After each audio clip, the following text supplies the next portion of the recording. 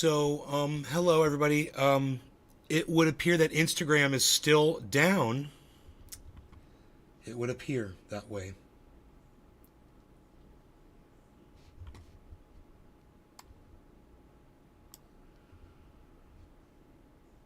So no IG, I guess, again.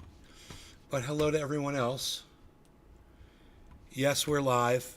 And, yesterday did a show. Didn't have a lot of people show up. So I didn't do a night show. Today's Sunday. Hopefully there'll be more people.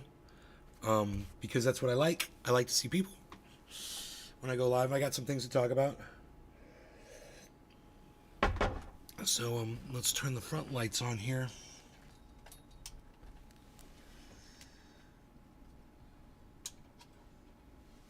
Yeah. And let me adjust the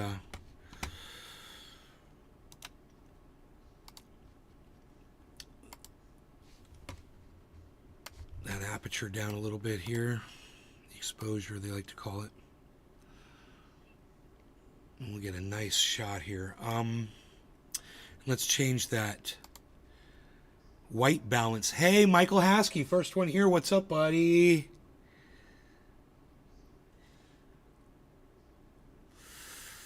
Let's turn that white balance a little bit.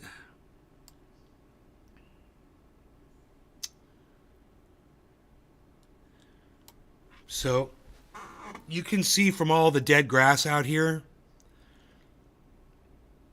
I've gone ahead and fired True Green. They're not able to keep our lawn green anymore. So I fired them. What are we paying for if they can't keep the lawn looking gorgeous, you know? So we'll find another company. They put a closer on the phone with me to try to keep me. And she must have kept me on the phone for a good 15 minutes. Trying to explain to me the same thing over and over again. That the lawn was going to look better. I just had to give it more time. I'm like, you know what? The lawn has looked like this now for about 2 or 3 months. And I said, I'm just not, hey, Bitter, what's up, hippie chick? I'm just not going to take it anymore. I'm not having it. So, yeah, time to move on, man. That's all. You're not true green. You're only semi-green when you get started. And then I guess you start slacking up on the chemicals. Maybe they give you less and less chemicals or something. I don't know. Like just trying to rip you off. I have no idea. Well, they let it get like this. And it was their job. It was their job to keep it green, to stay on top of it.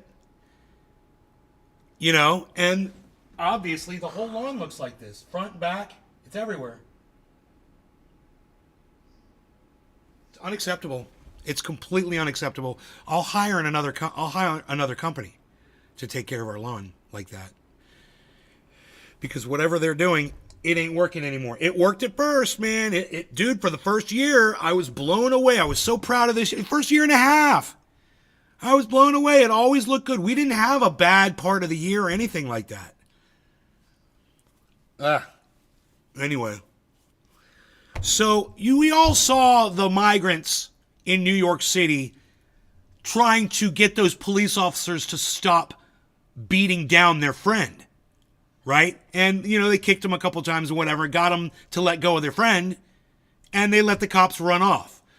Both of the police ran off on their own 2 feet. They were in good enough condition to run off. Michael Rapaport calls that a beatdown. So I just want to offer this. You think that after a beatdown, you could get up and walk away? You don't know what a fucking beatdown is, you fucking idiot. You don't know the definition of the word of beatdown. Beatdown is you get beat down and you don't get up. That's a beatdown. All right? You beat somebody and they get up. You're a pussy and you didn't do your job. You didn't beat, and you don't get to say you beat anyone down. You may knock someone over. Well, that's what they did. They knocked the police over. You know, the police lost their footing. They fell over and they got punched and kicked a couple times from little kids. Right? Wearing sneakers. It wasn't a beatdown. Bitter agrees with me.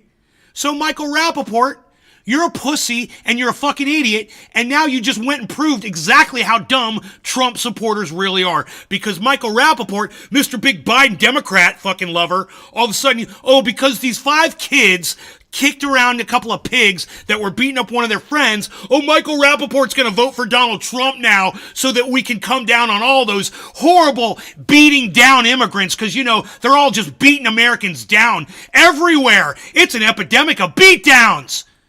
One incident and he's ready to go vote for this douchebag? Fuck you, Rapaport. You're a pussy. A snowball beat you down. Yeah, you got beat down by a fucking snowball, and that's not made up. It's on video. Go, oh, you hurt me. Oh, you could have killed me. Oh, you should hear him cry like a little bitch when he gets hit with a snowball. Oh, my God. And so he's calling that a beatdown. Now I think I understand why. Because he's a giant fucking pussy, and, you know, might be deserving of the same fucking thing. Just saying. All right. So let's get, I guess we're going to get IG off of here. IG is dead today, again.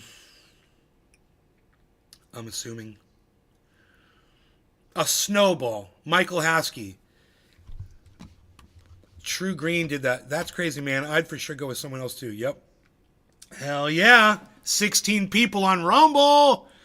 Come talk to me about it. Rapaport changes his mind like we change our underwear. Patrick John Welder. I know, right? He's not very secure in his belief system. Oh, he's not supporting Joe Biden anymore? Oh, he's not supporting the Democrats anymore? Oh, weird. All over 5 kids kicking a couple of cops around so they'd release their friend. Kids. Little kids. Scrawny little kids. They weren't even adults, man. They were little fucking kids.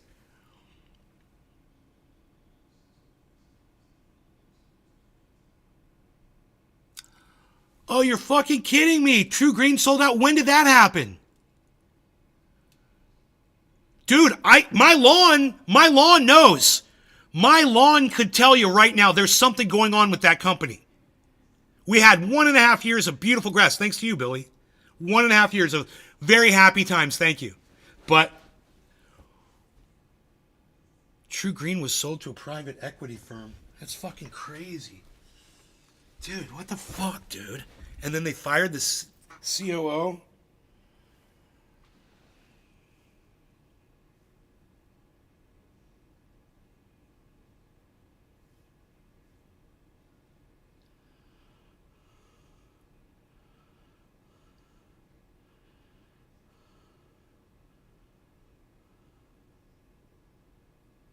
Oh, shit.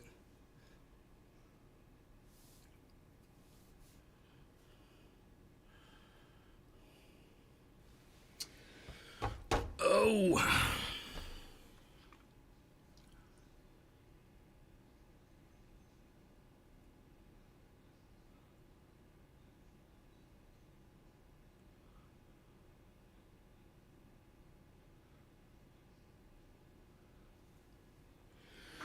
All right, let's get high AF in this B. Let's get high AF in this B. You guys like that? Y'all knew exactly what I said. March of last year, you found out? Ooh, you must have been like, damn, I'm going to have to tell Nay.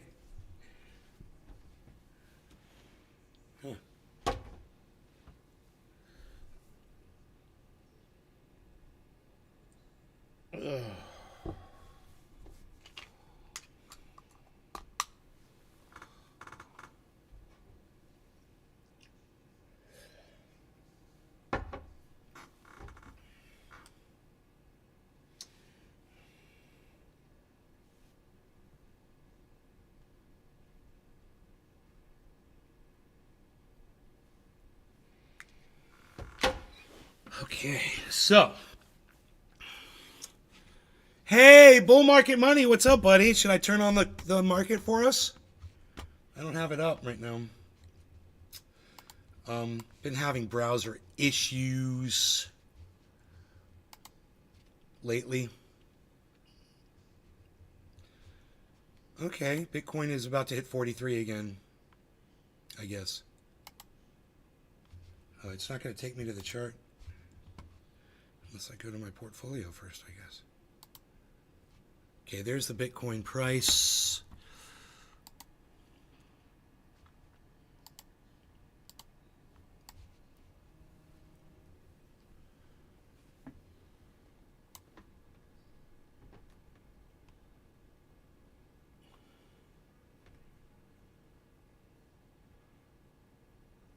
Yeah, you gotta reboot it. Reboot that I showed you guys.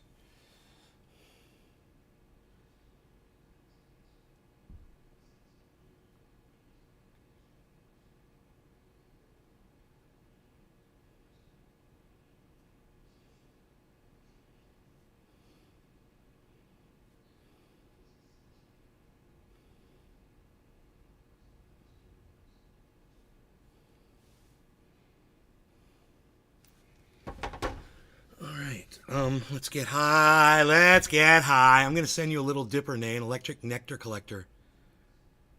A little dipper. I love that. A little dipper. All right, Michael. Okay.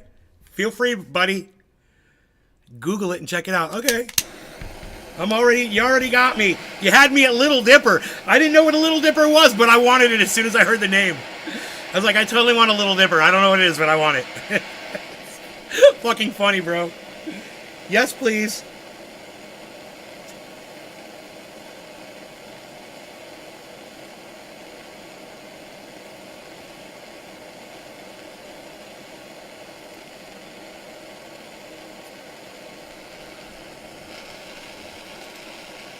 Let's smoke first one of the day, says Hippie Chick. Thank you for the thumbs ups, everybody. Both ladies, thank you so much. I appreciate y'all. Yeah, the rest of you on Rumble, how many thumbs ups have you given me? Wow, okay, so that means two of you actually gave me, well, one of you gave me a thumbs up and hasn't even said anything yet, but thank you. Whoever you are, silent person. Appreciate that.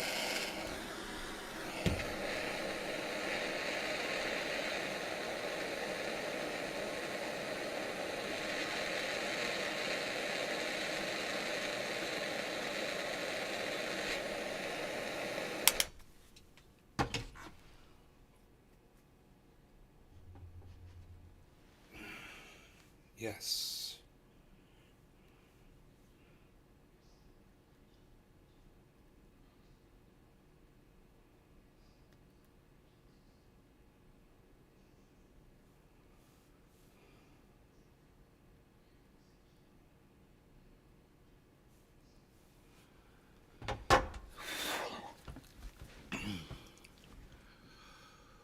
Okay, I forgot to check my time. I got distracted. So let's do 1350 and hope we're okay. We're gonna do 1350. I'm assuming it was about 1250 when I should have probably noted that down. Bull market money. I got the I'm gonna get that Bitcoin price up for you, buddy. There we go.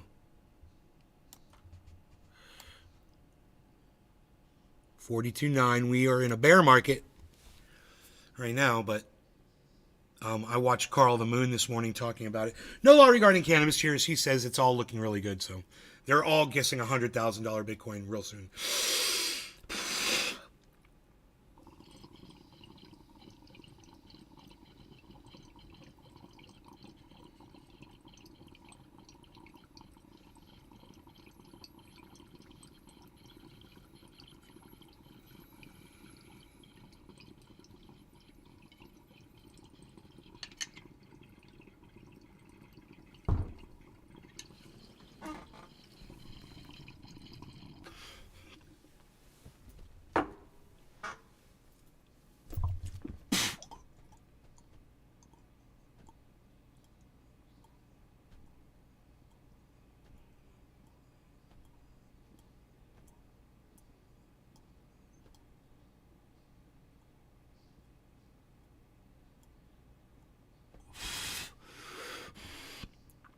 Huge asshole.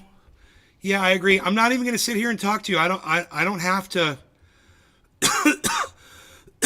Yeah, whatever, dude. I don't even have to sit here and talk to you. I'll just delete you forever. You can believe that all you want, but normal people like me are going to fucking hate you. So, fuck off. You're a cunt. Your mom's a cunt because she raised a cunt. So, fuck you and fuck your mom.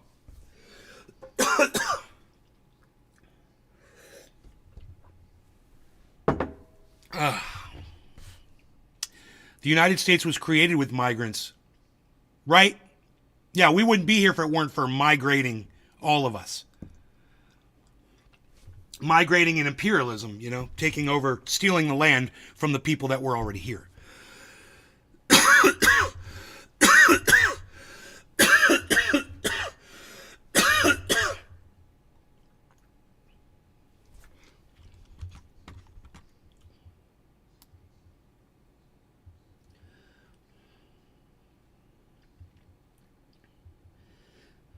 Dude, when I'm looking through videos just now on YouTube, I had to look and make sure I wasn't on Rumble because the title seemed a little hyperbolic, and I don't trust anything from anybody on Rumble. Seriously, they're all a bunch of right-wing nutjob, red-pilled cunt fucks. And I'm just here to tell you, man, when you go on Rumble and you start getting into the right wing on Rumble and you start watching people, whoever you are, whenever you go on Rumble, you are totally getting indoctrinated by liars. And that's what you want. You're there because that's what you want.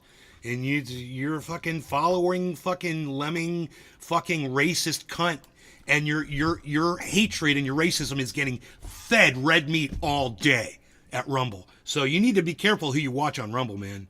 Because I know when I go through those titles and I read each video pop up, I'm like, red pill, racist, red pill, racist, Trump supporting, red pill, racist, Trump supporting, red pill, racist. It's like, it's a never ending line of cunts on Rumble. But I'm on Rumble. So watch this show on Rumble. And, Willie Bragg or Destiny's on Rumble. There's some good people on there, but most of them are shit. So if you find yourself listening to people who are saying things like, well, actually, Trump's making a lot of sense when he talks about, red flag, red fucking flag.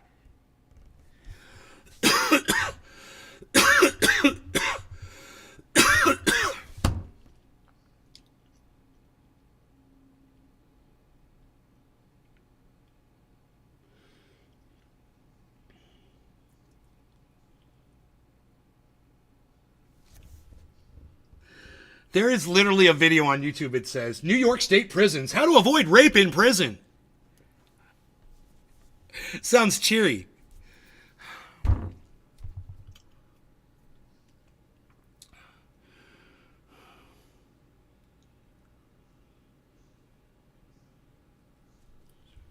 Lawn doctor who stand #1 in the market currently. I have no experience with either.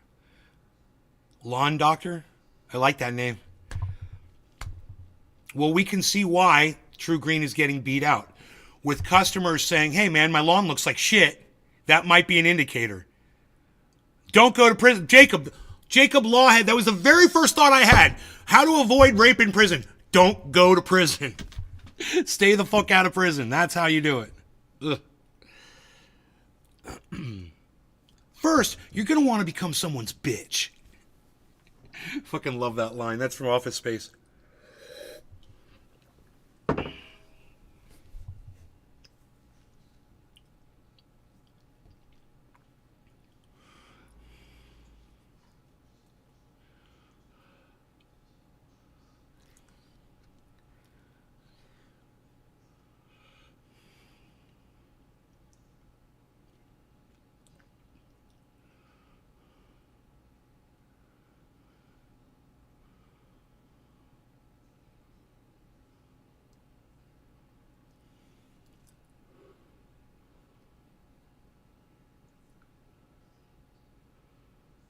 There were a few things I wanted to discuss, but as I was starting the show, I realized I didn't really remember them.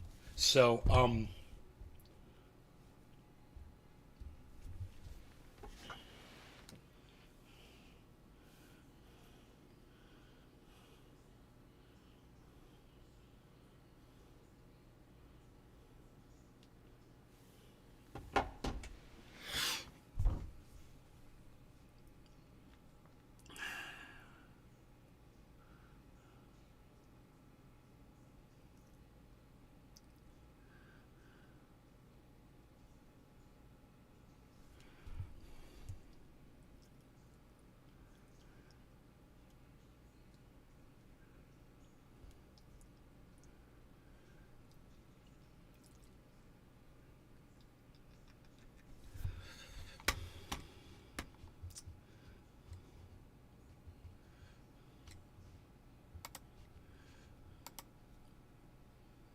studio. I don't want to go to the studio. No, I don't want to go to YouTube Studio. YouTube Studio sucks.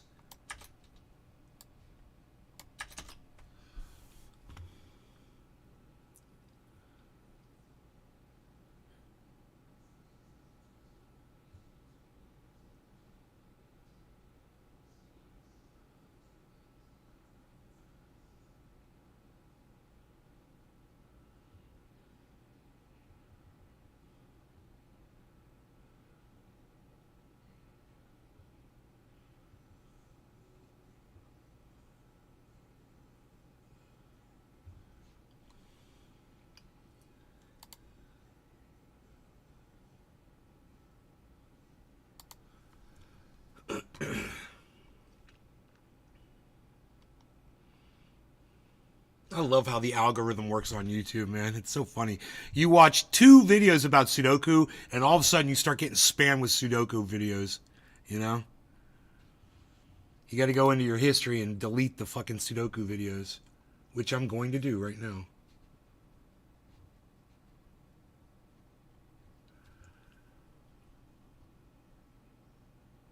Where's the fucking delete button, dude?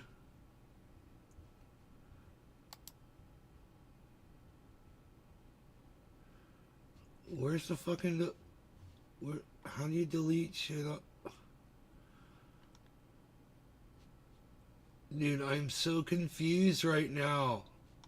Why did they get rid of the delete button, bro? Are you fucking kidding me? You can't delete shit off your view history anymore? Come on. What is this, the shit browser I'm using? No, I don't want to watch the video again, you fucking cunts. Fuck you. Oh my god, you guys are cunts. Those videos suck. I don't want to see them ever again. How do I get rid of them off my fucking timeline, you fucking idiots? Oh my god, you guys suck. No, I don't want to clear all watch history, dude. Manage all history? What? Dude, some fucking cunt at YouTube has changed everything, man. History. YouTube history. Yesterday. Dude, they changed it. They don't bother to fucking tell you, oh, by the way, we've changed our format. Everything's going to look different when you try to do shit. No, they don't fucking tell you. They just change it. Well, that's a great idea, too. Just let everybody find out for themselves. You know, and let people struggle.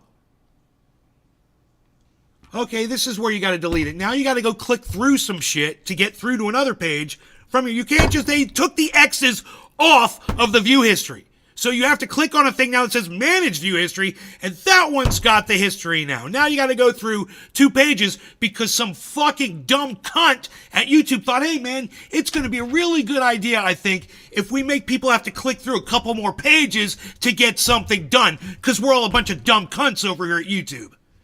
You fucking dumb cunt motherfuckers. Click. Yeah, I want to fucking delete it. Why do you think I X'd on it, you morons? I'll do it again. Deletion complete. What? Don't show again for 30 days. What? What do you mean? Yeah, on 30 days I have to see this stupid thing again? God, you guys are idiots. Dude, YouTube has gone so far past its expiration.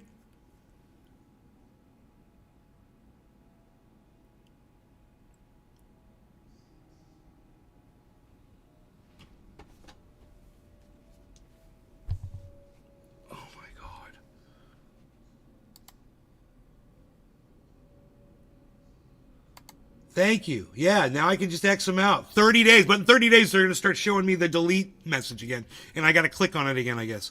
What a bunch of fucking idiots.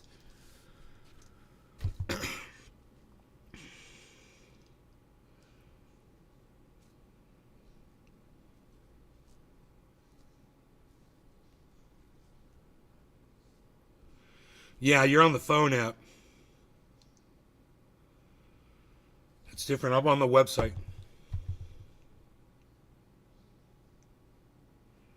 Right. Except I'm not on the phone. I'm on my computer. And it used to be you could just X them out right from there. But whatever. You guys probably don't even know how to manipulate your view history. Maybe we should talk about that. So, you ever get on YouTube and they start recommending videos that you don't want to watch all of a sudden? And you just forgot, like a week ago, you watched some stupid fucking video, it auto-played, or you accidentally clicked on it, and now all of a sudden you're getting spammed with all these videos. You know you can fix that. Tell me in the chat if you're aware of this. Tell me in the chat if you're not aware of this. It's obviously what I just did is the solution to that problem. Were you guys aware of that, and have you ever done it before? Do you manipulate the algorithm? Did you know you could manipulate the algorithm? I never even thought to talk to you guys about this before. Yes, re-engineered. Thank you, hippie chick. Oh, Karen, you didn't know this. You use YouTube to watch videos? You were aware of manipulating the, Bitter was aware of it. Not aware of what you did.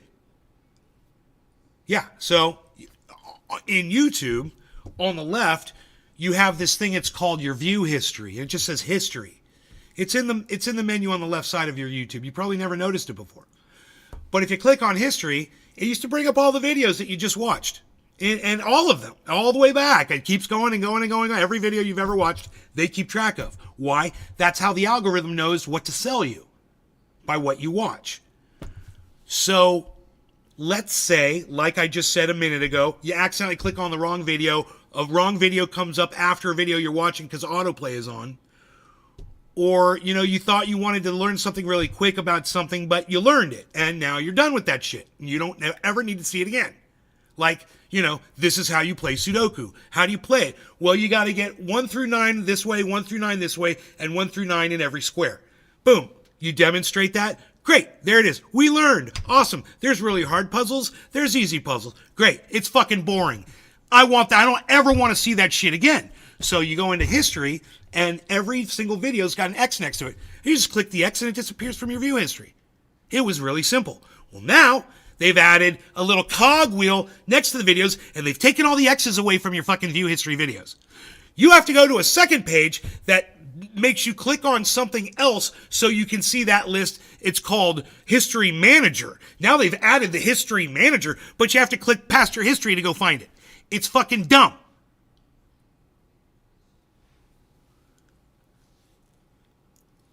It's fucking dumb like everything else YouTube does. Instead of making it better, they just come up with more ways to dick it off.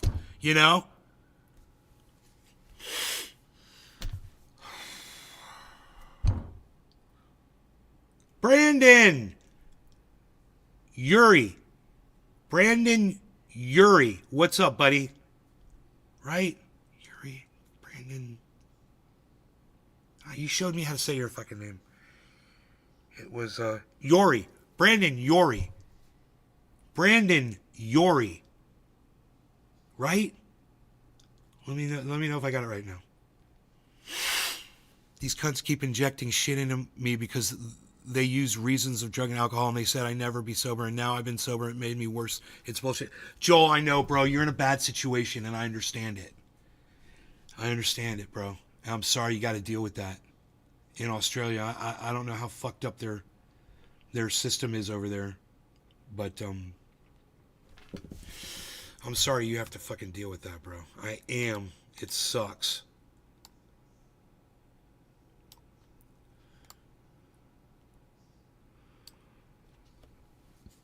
Rumble chat is so much prettier. I like all the nice colors. More people should type. We should get more typing in the chat. So anyway, go in your view history, you delete the videos that you don't want recommended from your view history, and you get a much better representation from the algorithm next time you tune into YouTube as far as what videos you want to watch. See, I want to watch all my favorite uploaders and podcasters with their most recent material. That's all I want. I want to see your latest video from my favorite people. Right? I hate when they give me a 3-year-old video. I fucking hate that shit. And there's something in the algorithm that does that. I fucking hate it. So, I click on the three dots and click not interested in a 3-year-old video. And when it says reason, I say, fuck you, you bunch of dumb fucking cunts at YouTube. I fucking hate you, and I hope you all choke on your vomit tonight. Fuck all of you. I like to say stuff like that. I type it out. Fucking shit lips in the re-engineer crew. You know what I mean? So anyway. Yeah, I should have kept that fucking dumb cunt on before that was talking about migrants. I should have. Because I could have reasoned with them so quickly. And I just didn't have the time. But you know what I would have said had I realized I had it in the back vault? I would have said this. Hey, have you ever been in a situation where police were beating you or one of your friends up? Has that ever happened to you? Or one of your kids? Or any of your friends? Ever gotten beat? Now, I've had... Many of my friends have been beaten by police, and a lot of you have come in here and told me that you've been beaten by police. So, beat down by police. Man, one of my friends, his face was swollen from where the police had fucking beat him with fucking gloves.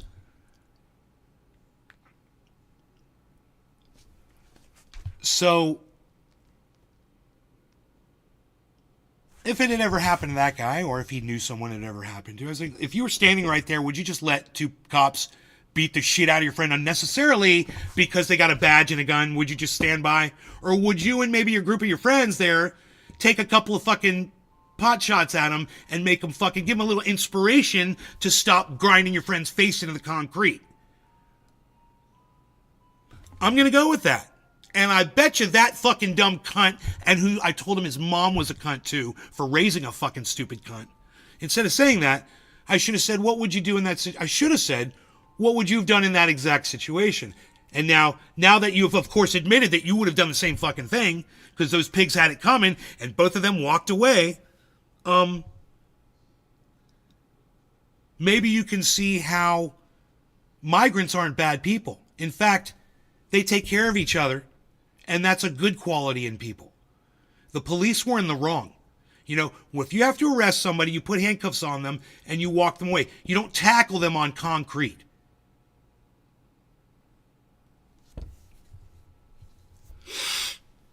So, obviously, the 5 guys who were also helping their friend out, all those guys saw the same fucking shit and said, we need to lend a hand.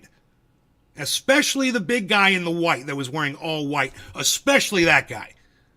Who didn't hit the police at all. He didn't kick the police at all. He went in there, he took one of the policemen, he fucking moved him over, and he picked up his friend and got him out of there. Absolutely would have been a great conversation. Yeah, I just don't think that cunt was ready to have a conversation with me by the way they were talking. Unfortunately, what they said in the chat was rather inappropriate, and I just can't deal with fucking racist cunts, and it just shuts me down. I'm like, I can't, I'm triggered, and I can't talk to you. You're a racist. Fuck you. You're a fucking white nationalist. Oh, I'm black. Oh, I'm Hispanic. I don't care what the fuck you are. You're sold on white nationalism, okay? You fucking snort it like cocaine. Fuck you. You're poisoned. Your brain is toxic. Yeah, I can't even have a conversation with some of these morons. But had it been somebody that I could reason with, I think that would have absolutely been a good conversation. You're right. If it had been somebody I could reason with. Because like I said, it was a simple question. Has it ever happened to you? One of your family members, one of your friends? Were you ever witness to this? Has it, and what would you have done, or what could you have done, or what did you do in that situation? Did you help your friends? Were you with your friends? Because you saw one of your friends get in his face. Would you want your friends just to stand by because 2 guys wearing badges and guns threw you down on the fucking concrete? Would you want your friends to stand by? What are those pigs going to do to you next? Throw you in the back of a van and drive you around down the street and fucking slam you up against the wall until you break your neck? Oh, that's right. They've already done that to people.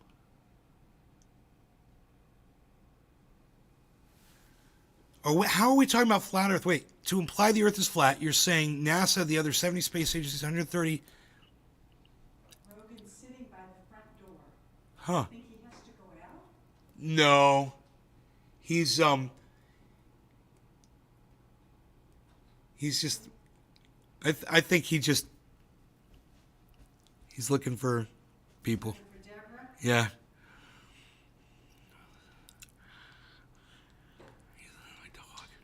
My dog's by the front door. $1 trillion worth of astronomers and 656 astronauts are lying just for you. I asked cops to drop charges in court, but they told me, get lost. Cops involved in a home invasion. That happened to me. Yeah, cops destroyed my home here in Florida. So I know. I understand.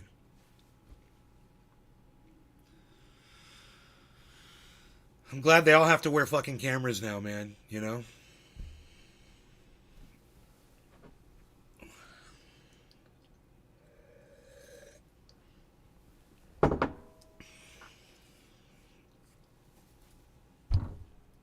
I do see a problem with the red light on that camera, though.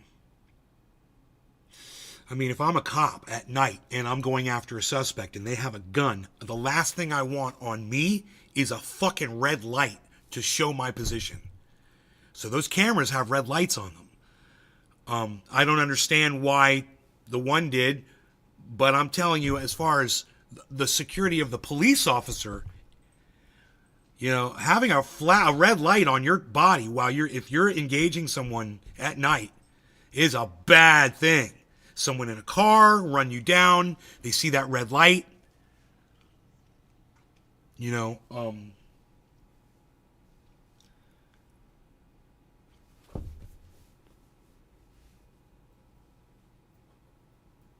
it seems like it might be a problem that might need to be addressed. I mean, all cops should have their cameras on at all times. You have to use the restroom, fine. Okay, you could cut it off when you go to the bathroom. Otherwise, camera's always on. You know, at all times. You turn the camera off and you're not in the bathroom, you get fired and you are no longer able to be a police officer anywhere in the United States. You're completely, and that's the fucked up shit, is you get fired from a police agency because you're beating people or you've killed people or whatever, and you can just go over to the next town. You don't even have to go to the next state. You just go over to the next county, man. It's fucking psychotic. Just go to another police department and they'll fucking hire you. Ugh. What's up, Rogie? Why are you so cute?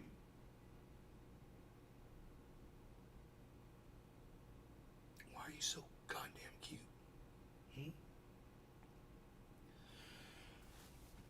You've got the cutest face. Little bees.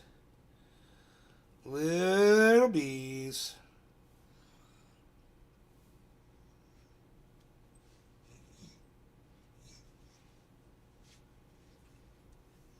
Little bees.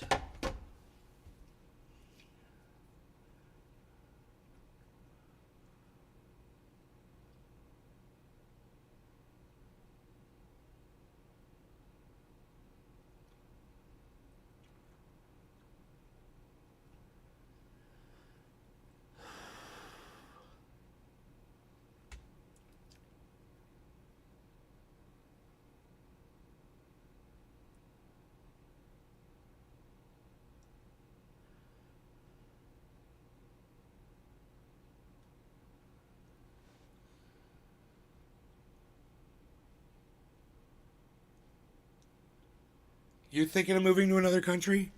They told me they're not taking my complaints anymore. It's crazy, Joel. I'm sorry, man. Bitcoin's turning around, though. We could celebrate that. And maybe, maybe do your name. You want to do your name? Me.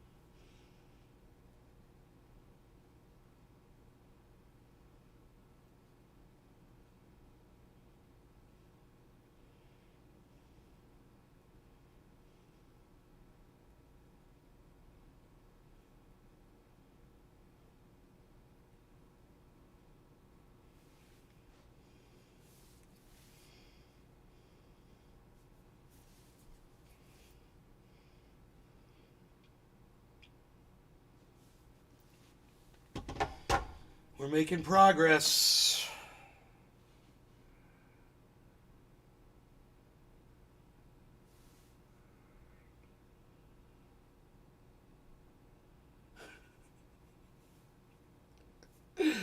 Oh, Pinoy snowed in, man. Oh my god. Holy shit. Ugh. I hope they left the water driven. Hey, Burn Love, what's up, buddy? Congrats on your 11 views last night, bro. I gotta tell you, most of the times I tune into your YouTube channel and there's not a lot of people watching your show, and it's not your fault. You put on a good show, bro. I want you to know that. Don't allow the low numbers to let you think that you're not interesting and you're not providing good content, because in my heart, bro, I really believe that you are, and I know that there's a market for your content. So don't stop doing what you're doing, please. You had 11 views, man. That's like fucking 11 times more than I've seen lately. So that's huge, actually. And I would just keep going, keep doing what you're doing, keep up your schedule, and keep bringing the content, man. I'm proud of you, because you know I'm watching, bro. You know.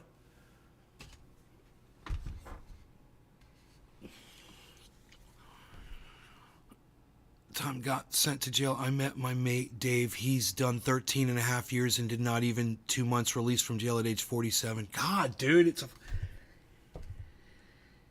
I can't even,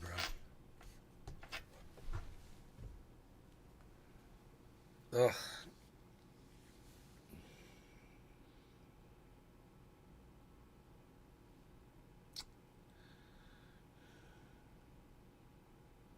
You're welcome. Keep doing what you're doing, bro. You've come a long way, man, with that show.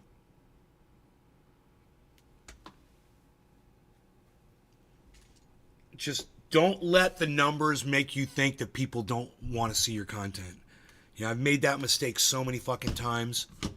I've been able to keep, 60, 70 people here watching the show for hours in the last few months. So I know people like it. I know people are having fun. And if I believed that, the low numbers were some kind of an indicator as to the just people don't want to see it, I wouldn't even fucking be here, bro. You know?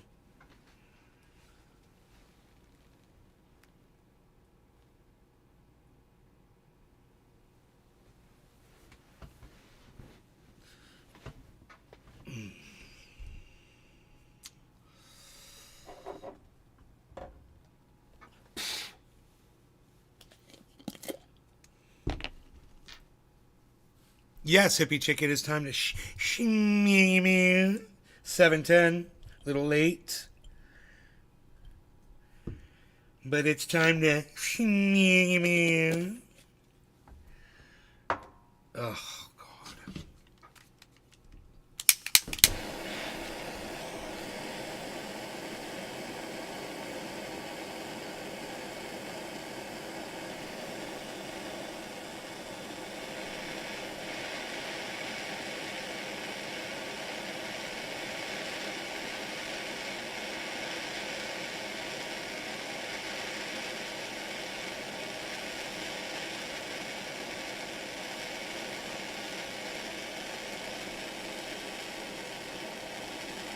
My lord. Hey, okay, you're back.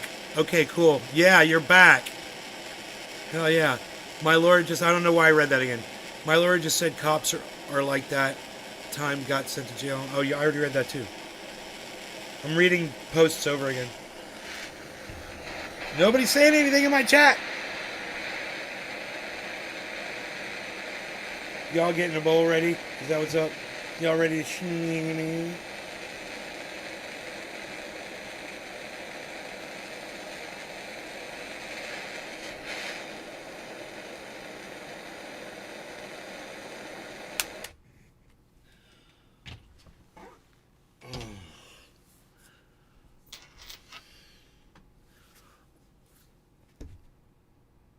Okay. Let's see. The time is 46. It'll be 47. 4700. Okay, hippie chick. Yes.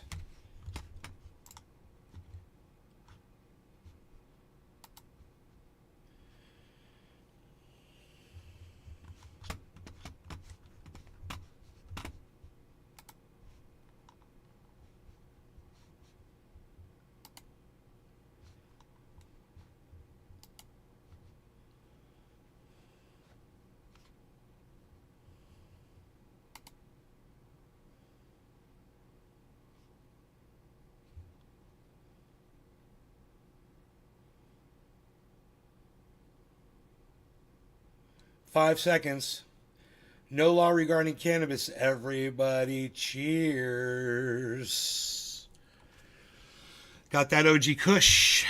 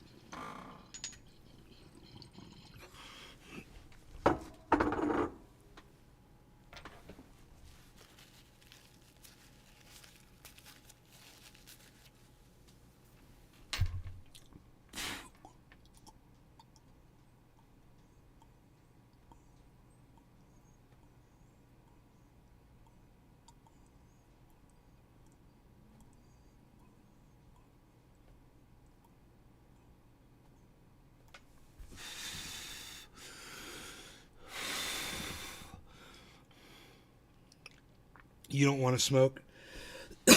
Right on, Joel. Joel needs to do what's best for Joel.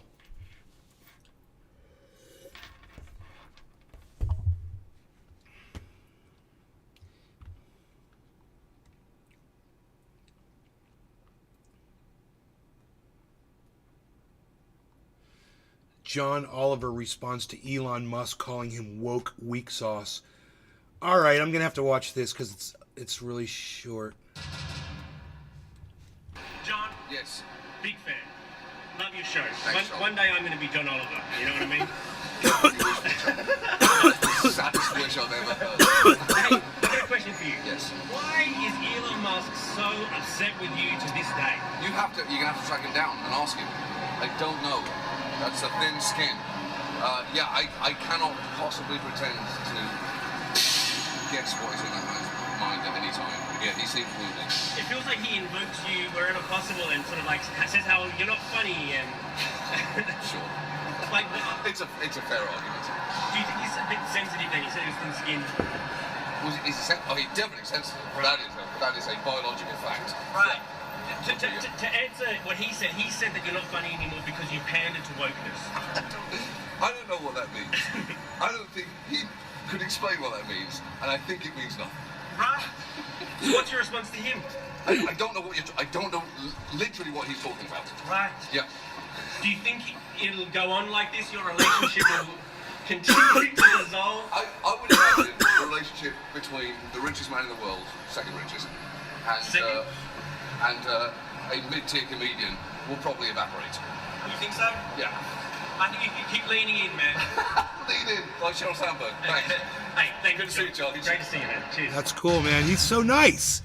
Holy shit, dude. John Oliver is so fucking nice. Holy shit. Man, dude, I think that's the first time I've ever seen him out of character. What a nice guy. Holy shit.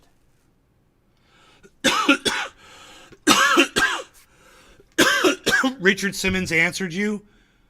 Well, why wouldn't he, dude? You're fucking Billy Ballantyne, bro. You sell yourself short, bro.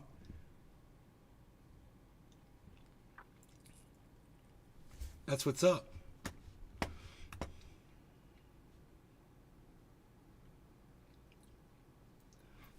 How to withdraw. I'm supposed to be getting a message, an email about getting my money from Celsius soon, guys. That means I'll get closer to that fucking, whatever it is, 8 point whatever, 8.6 Bitcoin. 8.51 Bitcoin. I'm getting closer to it. I'm at 7. I think I'm at 7.2 Bitcoin right now. I think. It might be a little bit more floating around. Cheers, bitter.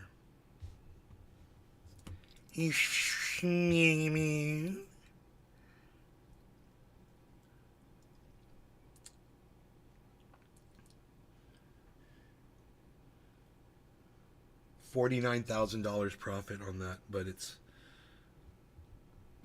they're giving me less Bitcoin because Bitcoin's worth more. They're going by the dollar value. It is so fucking stupid. So the more it goes up, the less they're going to give me.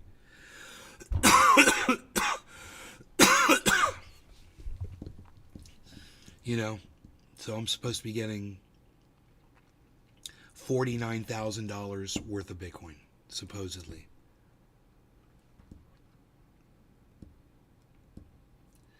Which will put me closer to that 8 point. And then I might just buy the rest.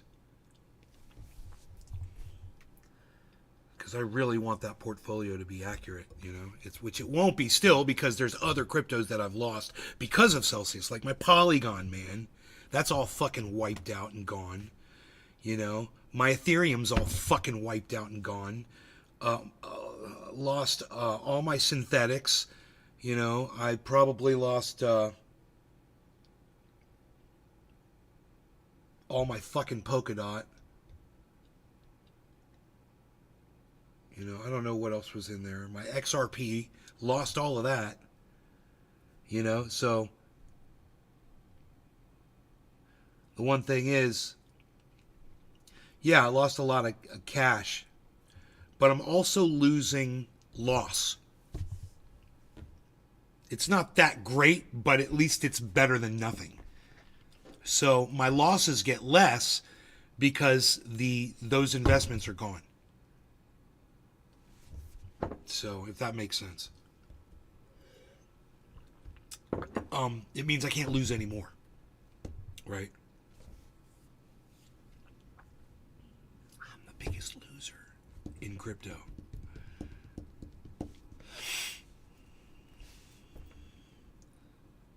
Oh, yeah, the way Celsius fucked me? Yeah, well, I'm getting 49% back of the $100,000 that I had in Bitcoin, and then they're going to give me like 18 or 17% interest in a Bitcoin mining company that they started up. You never do anything without first consulting Michael Rapaport. God, that guy.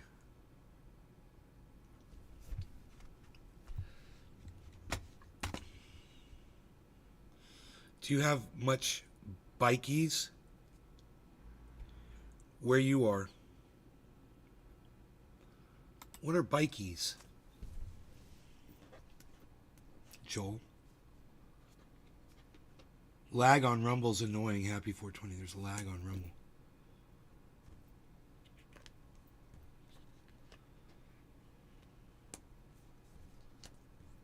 Whoa, Rumble says 3 people watching. Holy shit.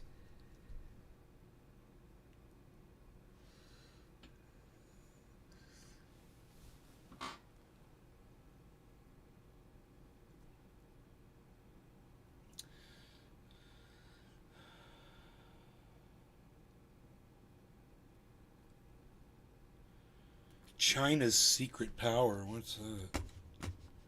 2 hours. Oh, this guy says China can annihilate our military. Should we listen to this? Maybe we should listen to it. Cyber would be interested in this. I don't think that people understand because Cyber Reload would say that's bullshit. He's like, China hasn't got anything. Magnitude of China's power. People don't understand it because it hasn't been used yet. We're in a situation like the Europeans were in like the 1910s, where America had this industrial might that was just incomprehensibly larger than everybody else. But the Europeans didn't understand that this could be used for war. China can produce 200 times the number of ships America can. They haven't even started to build artillery yet. But in terms of missiles, they can produce so many more missiles than we can. China's manufacturing right now, in terms of actual gross value added, in terms of the actual price people pay for stuff, is greater than the United States and Europe combined. In 5 years, China built more high-speed rail than exists in the rest of the world, counting Japan, counting Europe, all those countries together, combined. China went from no presence in the car industry to being the world's largest exporter of autos, largest auto exporter in 3 years. You cannot imagine the size of the factories, the amount of labor and capital and resources that goes into this stuff. Can we choke off their oil with a blockade? No, we can't. Don't have the technological capability to do that. Even if we did, in a war situation, China can easily make oil from coal, as Nazi Germany did, to keep them going for several years while they annihilate our military by just overwhelming it. People do not understand the magnitude of China's power because it hasn't used it yet. So I wonder how much data he has, and what the scope of that power might look like. You know, in the form of what? Do they have nukes? Is that what you're talking about? A nuclear power? Or are you talking about, EMPs, their ability to just shut down, or their hacking ability to just shut down whatever comes up against them that has a computer in it? Do they have, DEW, direct energy weapons? Do they have fucking giant magnifying glasses that use the sunlight to fry us like little bugs on the ground? I don't know. Are you the guy on Twitter that hates Gen Z? No, Oh, never mind. Okay. I like Gen Z. They seem nice. How's it going? Going all right. Wait, you don't remember me? Yeah, of course I do. It was a joke because everybody talks about economics online and the vibe session and blah, blah, blah. Like, all the young people are super mad right now. They want everybody to convince the economy is the worst it's ever been and there's no hope for the future of millennials and blah, blah, blah. Yes. Yeah. How have you been doing? See this eyes in this video. I'm doing all right. Yeah, just taking care of Rabbit, living in beautiful San Francisco. Yeah. Well, I wonder where Destiny is on climate. what are we talking about today, Wick?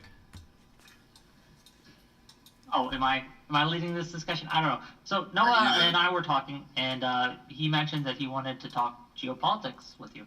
Oh. And so I have some subjects if you want, but if Noah's got something in particular, I'm fine to let him take the lead. It's up to you. Actually, I thought that you had some things that you wanted to Okay, talk about. fair enough. Wow, baited enough. us completely into here. Great. Wait, I guess before, Totally. well, hold on. Let's do it. If you don't have any strong opinions, well, how do you feel, I'm curious, Noah, how do you feel for the upcoming election season? Well, I'm not incredibly happy about it because I'm not a big Trump fan. Do you think he's looking good right now? I mean, he's in the last week, Biden has started to look stronger in the polls, but then large numbers of people, are going to vote for Trump, and he's been looking strong in the polls, and he's not a popular figure. I think people just have this, undefined, floating dissatisfaction that a lot of them are taking out by saying, "Oh, I'm going to vote for Trump." I think that's, the electorate is in a bad mood. America is in a bad mood. And that, that makes me sad. I don't want to see America in a bad mood. Sure. I feel like a lot of that tracks with the the consumer sentiment and the feelings about the economy and how people's personal finances, everything are doing. Do you think as that turns around, or do you think it's going to continue to turn around? Do you think that's going to have a significant impact on the upcoming election, or is there still I think it absolutely will. I mean, this is the best economy we've had since the 1990s, which is older than most people can now remember. Okay, so Hippie Chick, I just upped the Rumble output across all channels to 8,000. We were at 2,400 because somebody was having issues, I think, on Instagram or something. But we're not even using Instagram, so I went back up to 8K. That might fix the streaming issue, maybe. If anybody wants to check that on Rumble, let me know how it's going over there. I'd love to find out because Hippie Chick says there were lag issues on Rumble. And like that, I can vaguely remember it. I was a kid. It was a very good time. But Billy just said he just proved himself wrong and contradicted himself. Quote, "They can annihilate our military. They haven't even started producing artillery weapons. That means they have nothing." My father said years ago, China will overtake us if we're not careful. They take whole towns and produce one thing. He was amazed at the efficient manufacturing. It's like they produce things just because they need to put people to work. this is as good as the economy gets. You know, like inflation is low. People still remember what something used to cost in 2019, and they're mad because, you know, when you go see, a piece of fruit cost more than it cost in 2019, you're like, wow, inflation. But then eventually that fades from people's minds. After like a year, people see that fruit price is no longer changing. You know, it's no longer going up. Yeah. And they're like, okay, you know, inflation sort of fades from their mind. We actually have evidence that it takes about 2 years total for this to, you know, really fade from people's mind. And you know, it'll be like 2 years this summer since inflation really started to fall. And so I think a lot of people, it'll be farther from people's mind, and the fact that, you know, everybody who wants a job has a job, basically, at this point. Yeah. And the jobs are better than they've been. Wages are going up. You know, they took a hit. Wages took a hit in 2022, but now they're going up. And you know, income's going up, wealth going up, stocks going up. You know, for those of you who own stocks, like for those of you who observe stock day. Hell yeah, so, cryptos. Yeah, it's gonna filter through. It's gonna eventually make The its way to people's cryptos, minds. baby.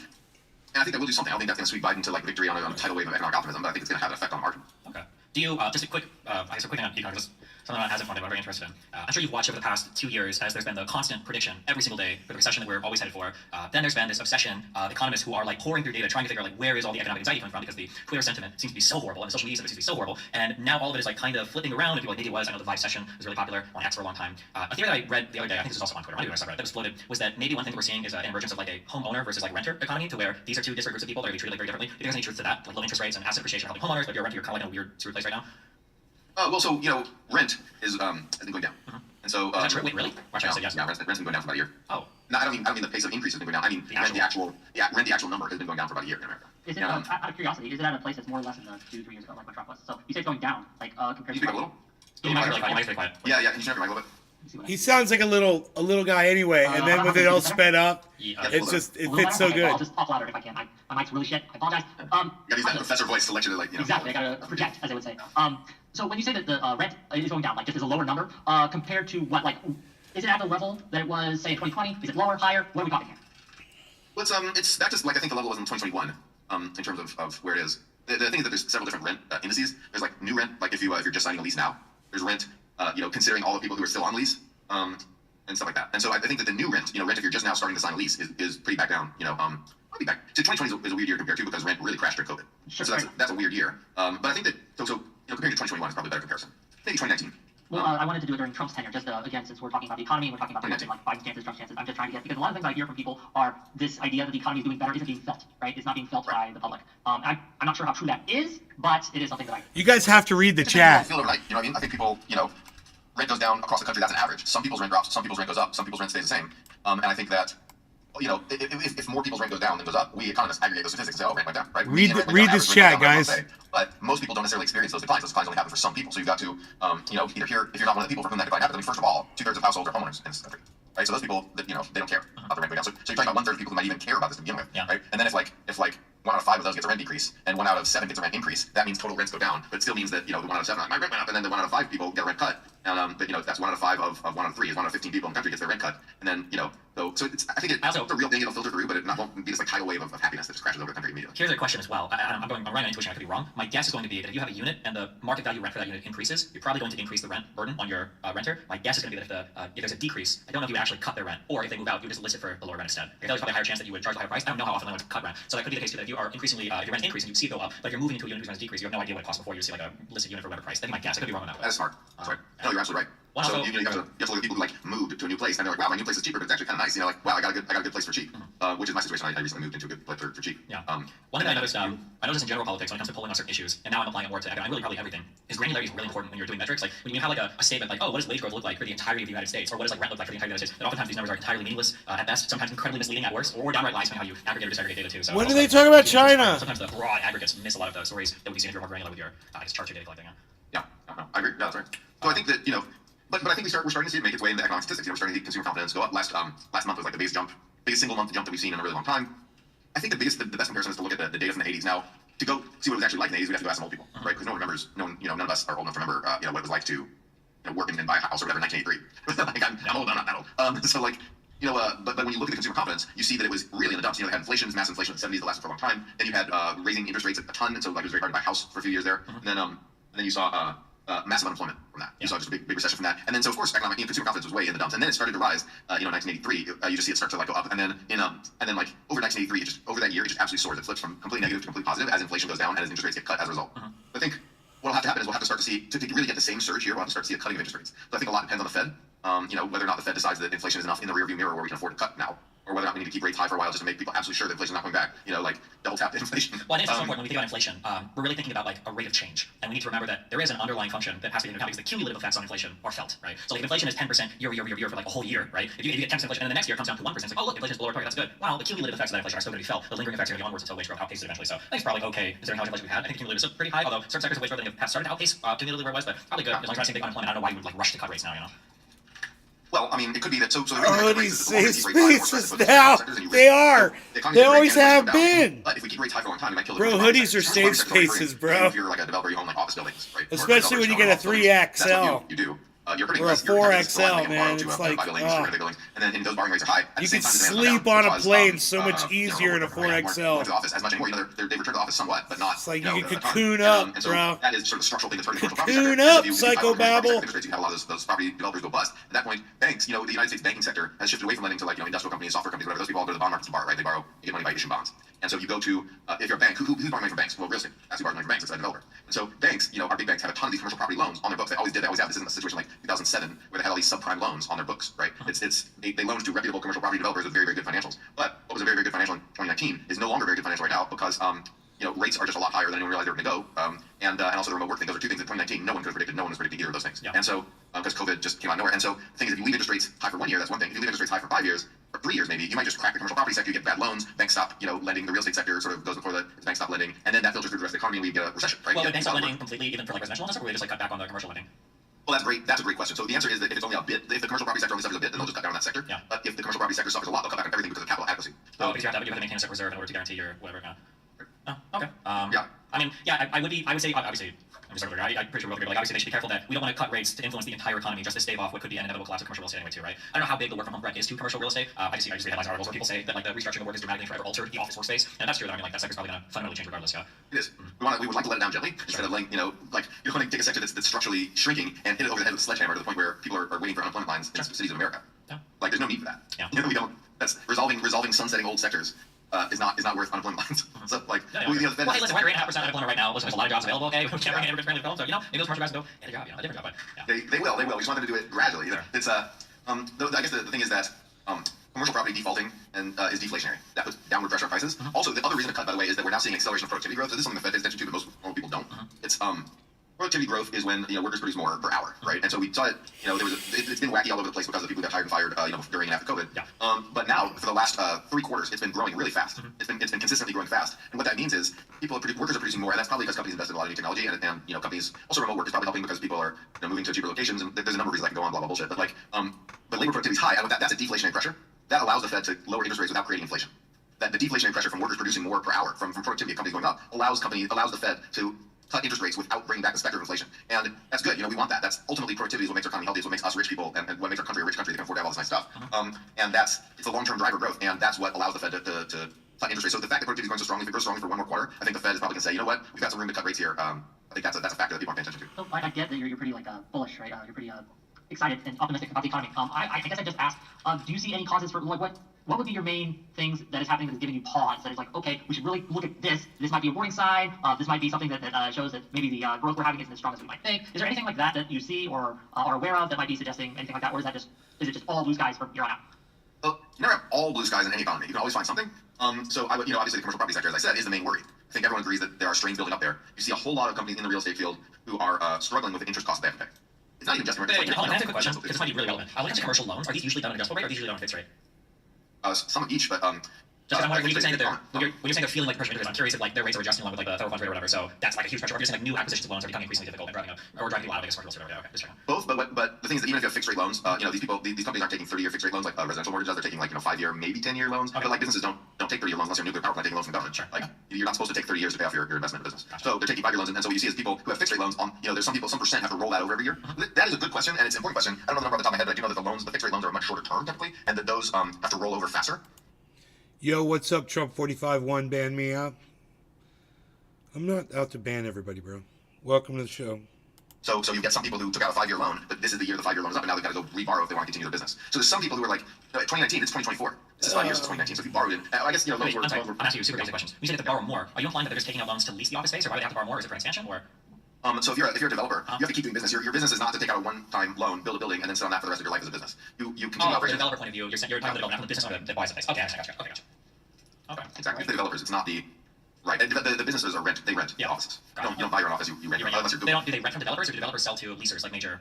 Okay, gotcha. And then the developers need to go do more business. Like you're a business. You're not like yeah, I did this one project and I made some money and now I'm going to go watch TV. Like maybe you could, but no, you're going to do more business. Like developers are going to continue to develop. And then leasers have to renovate. Right? If you own this office, you've got to pay upkeep and pay property tax and renovate stuff to make it nicer or whatever. And then if there's demand shifts, you've got to like redo your offices to be like a thing for a different company, or you've got to, if you go in an office building, you'll see a lot of work being done on offices that aren't currently leased out. So someone has to pay for that. Of course, you have to borrow money to pay for tax and stuff. You have to borrow money for overnight stuff. It's a short-term loan. It's not important. But yeah, no, so like these companies are all doing continuous business, and they do have a continuous stream of borrowing, right? They don't just like most of these companies are not sort of like it's not like a one-time project where you borrow money, you do a thing, and that's your whole business. You just borrowed once. Yeah, right.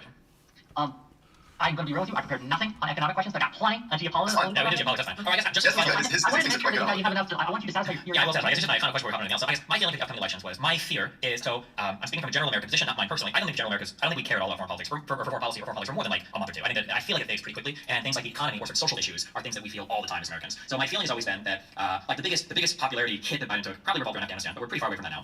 My biggest fear has been that the economy, if people still feel like it's bad, we're in a pretty rough spot for the upcoming election. But my feeling is that assuming the economy continues around, I feel like Biden has actually a straight shot, easy shot to winning the election. He's running against somebody he's already beaten. This guy's facing so many, indictments. Just all the weird stuff around him. Trump is just, I don't think it's very good. Like, it might energize him with his core fans, but it certainly doesn't build people in the middle. I guess my general feeling is that it seems like he feels that the economy is in a pretty good spot and is continuing in that direction. As long as something bad happens economically, I'm really bullish on the election in terms of supporting Biden, but maybe on the geopolitical front, you'll feel differently or something. Sorry, go ahead. No, go ahead. You're the owner of this channel. I'm the owner of this channel. I don't think this is how this works. Have you thought, like, I guess for me, I am concerned about the election coming up. I am. I don't know if I'm super bullish. There are too many unknowns. Like, we say that foreign policy is just going to be a flash in the pan. I think that there are so many fires burning now. We have Ukraine going on, some possible strikes against Iran, right, coming up. The issues with China and Taiwan that are always kind of ever-present nowadays. I don't know if this goes away, and I don't know where the public lands on this, right? Let's talk about, I guess to start it off and to go into the geopolitical era here, let's talk about Ukraine, right? We are having problems passing unless it passed today, I'm not sure about it, right? But there's a funding for Ukraine. How long do we continue that? What do you think, Noah? So funding for Ukraine, I think that there's it's an interesting question.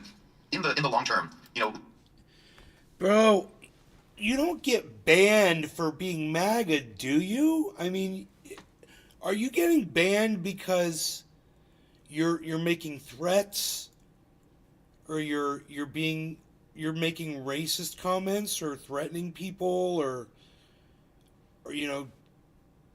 doing stuff like that, just talking about stuff that's off limits to talk about on social media? Is that why you're getting banned? Or are you only getting banned because you support Donald Trump for president?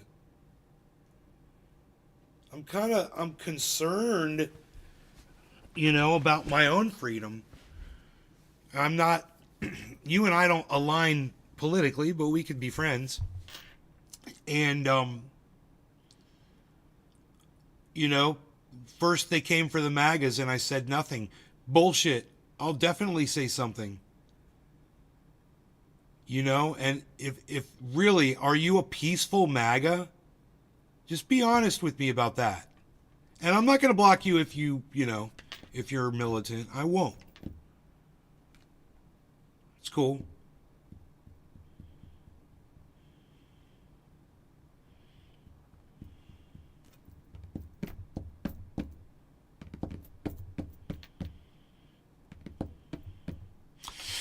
You might be behind a little bit in the laggy land on Rumble. You'd have to let me know if it's running better over there, guys.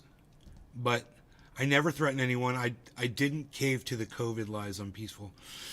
Did you share a lot of stuff on social media that was considered medical misinformation? Because I got in trouble for that many times on my YouTube channels. I got strikes on my YouTube channels for that. Did you get in trouble for that? For sharing things that they said were misinformation?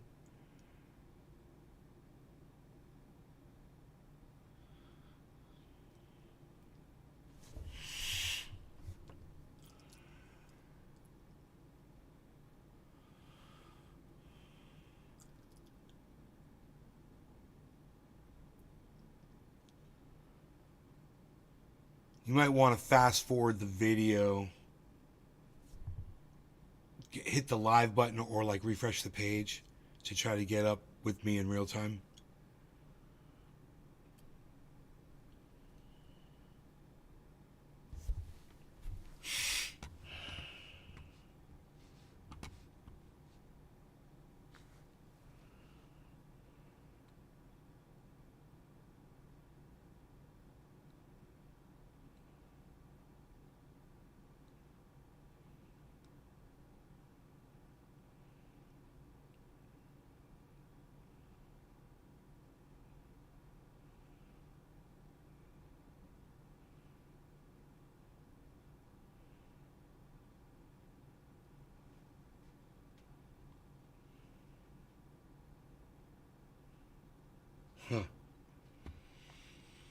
So 3 days ago, Destiny and Glenn Greenwald debated Donald Trump's participation in January 6th.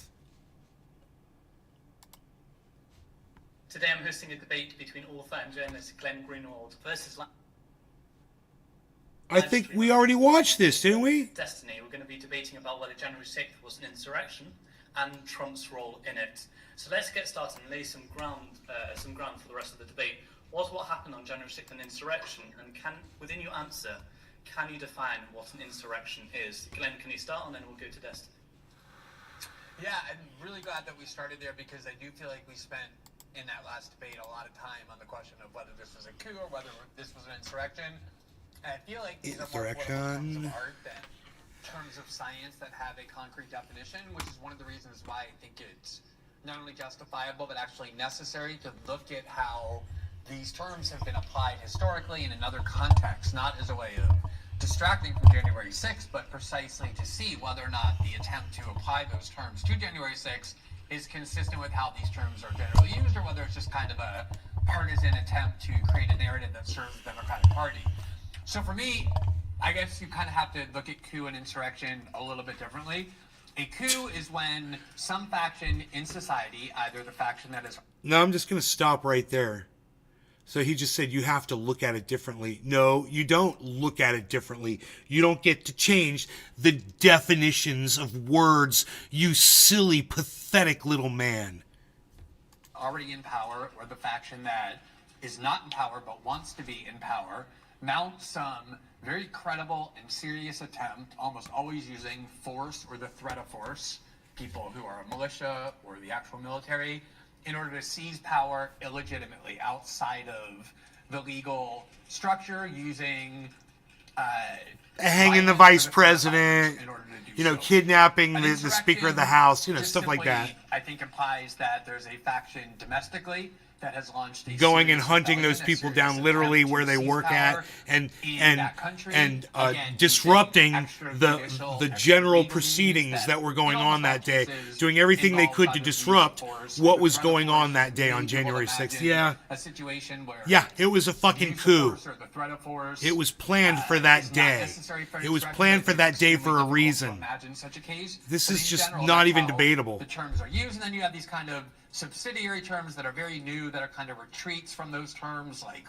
legislative coup or soft coup. Take care, everyone. That, All as right, I said, Trump is a way to 45 kind of put won. it into the general category of All right. coup and insurrection without actually calling it one. And that Later, typically bro. involves the illegitimate use of a legal process or some other means that's still extrajudicial, contrary to the law, without actually using force or the threat of force to achieve those ends. Well, what about faking votes? What about what? What about faking votes? Would that be counted? I'm sorry. If you try to fake votes, would that be counted as an insurrection, or you took it just force, really? Fake votes? Yeah. I mean, if you were to try and steal an election using fraud, I don't really think that's the sort of thing that we have in the past described as either an insurrection or a coup. That's just more stealing an election. And that's why I think it's so important to distinguish between actually when force is actually involved or invoked, or the threat of violence is invoked, precisely because there are so many other ways to seize power illegitimately that fall short of being a coup or insurrection. That's actually a good example of one, which would be fabricating votes or throwing away valid votes or fabricating invalid votes as a means of winning an election illegitimately. Destiny, what's your thoughts? Yeah, I think I'm happy to almost run with Glenn's definition here, because I think January 6th pretty squarely and easily falls within that. But I guess the two definitions I would offer up are the Colorado Supreme Court. They concluded that an insurrection, as used in Section 3, is 1, a public use of force or a threat of force, 2, by a group of people, and 3, in order to hinder or prevent the execution of the Constitution of the United States. There you go. In Paulson and Bott's paper, they go over broader definitions, but they more or less say the same thing in more words. I mean, we can read from them, and they would say that insurrection is best understood as concerted, forcible resistance to the authority of government to execute the laws in at least some significant respect. So I would say that like an insurrection is probably more than being upset at a police officer and saying like, no, I'm not going to, get a ticket and running away. Probably has to involve a group of people who are making a concerted effort to like resist the good faith execution of law from the federal government in this case. And I think January 6th with Trump's plan to circumvent the electoral process with false electors, the actual day of events where Trump gives a huge speech, he sends a whole bunch of people down to the Capitol, ostensibly to protest the certification of the vote, where the people at the Capitol engage in violence in order to prevent Congress from certifying the vote. And then when the people at the Capitol engaged in violence succeeded in preventing the certification of the vote for some number of hours, and then were finally cleared away, I would say that whatever we call an insurrection or whatever definition we use, all of the events here are bullseye, like an insurrection. So can I ask a question, Eli? I don't want to usurp your role. I don't know how you want to conduct it, but if you don't mind, like just ask kind of follow-up questions with that. The question I have for you then, Destiny, is there any requirement that it actually poses a credible or a serious threat to succeed in its aim? So, for example, let's imagine that Donald Trump wins the election in November, as most polls predict that he will, at least as of now. And let's say that you have 1 or 2 people inside the U.S. government who are kind of career civil servants who view Trump. This is what Glenn Greenwald is doing. He's anticipating Donald Trump's going to be president, and he's sucking up to him. He's licking that ball sack every chance he gets. That's all Glenn Greenwald is doing right now.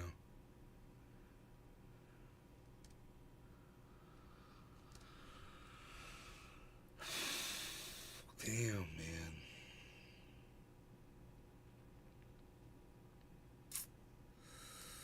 It's such a great threat to all things decent in the United States, and they go to the Capitol and they're armed with knives, and they stand outside and they say, we have knives and we demand that Donald Trump be removed from the White House and the Congress vote to impeach him immediately and reinstall Joe Biden because we think he's the legitimate president. Would that, in the history books, is something that you would then call a coup or an attempted coup or an insurrection? I mean, you might call it one, but I think it would be so minor and it would be so silly that I don't know if we would necessarily refer to it as such. For instance, like we could concoct a conspiracy to murder thing where I make a plan that's so ridiculous with another person that we're going to go and buy, I guess snow, and we're going to pour it down somebody's roof until it all melts and the person drowns and dies. And like and we actually go and buy the stuff and we go to the house and take steps towards the crime, but it's such a silly crime. I don't know if you would call it that.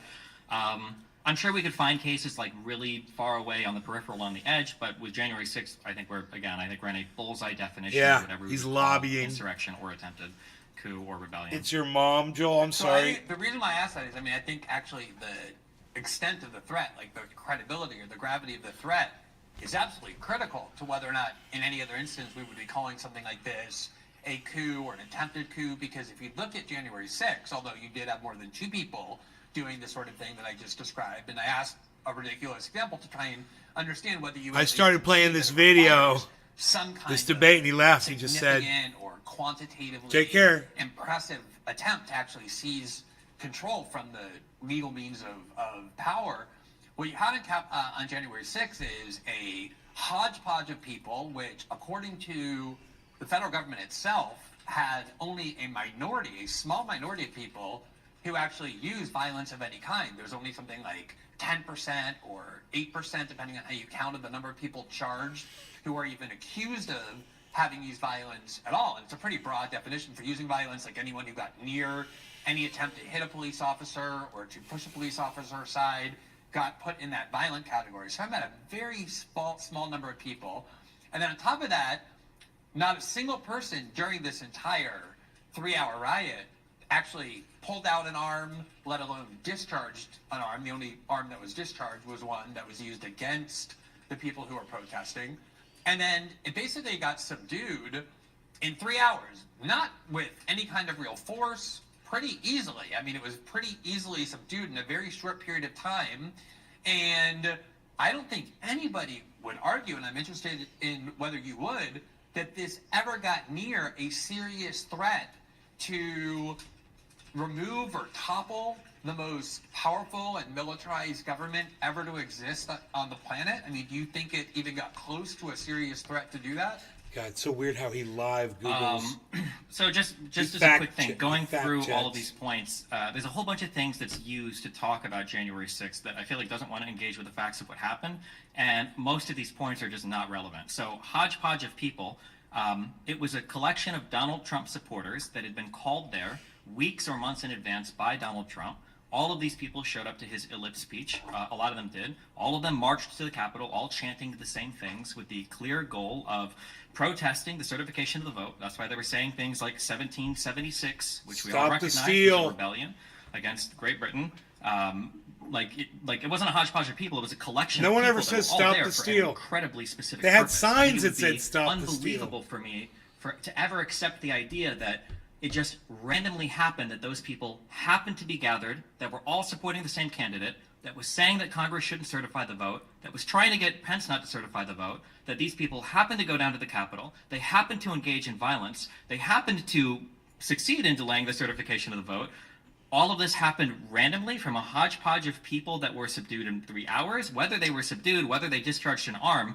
And to say that they weren't a serious threat is also crazy, given that there were times where these people were literally rooms away from other lawmakers.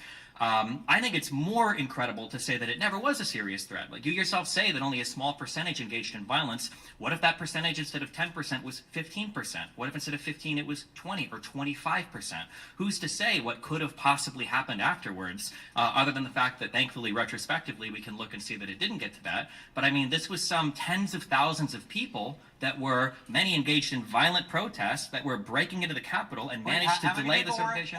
How many people are you saying were at the Capitol on January 6th? I don't know. I've seen everything from 100,000 plus to some people say it was 50 to 70,000. I don't know what the exact number is. Entered the but it was- Capitol? No, not who entered. Who were there protesting outside.